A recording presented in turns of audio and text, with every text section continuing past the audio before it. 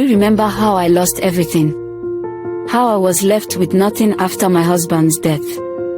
His brother took all we worked for, and I was pushed back to the street. But that was not where my story ended. I thought my life was over when I was thrown back to the street, tattered and helpless, but fate had another plan. With nothing but determination, I began selling sachet water on the roadside. The sun was hot, my feet were blistered, but I refused to give up. One day, opportunity knocked. A woman who often bought from me admired my humility and connected me to a small cleaning job in an office.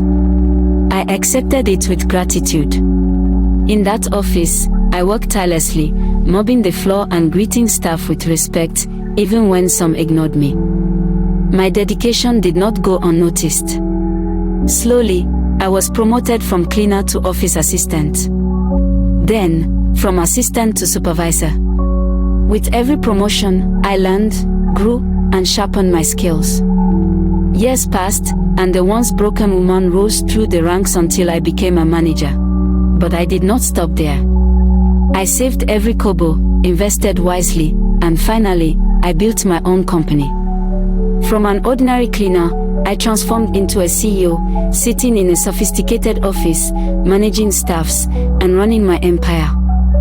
The same street lady who once had nothing now stepped out of her luxury car, in front of a glass office building, with employees greeting her respectfully. I have turned my pain into power, my rejection into redirection, and my betrayal into breakthrough. So listen, betrayal may break your heart, but it can never destroy your destiny. If you refuse to give up, your tears will water the seeds of your greatness. I am living proof that a woman's strength cannot be stolen.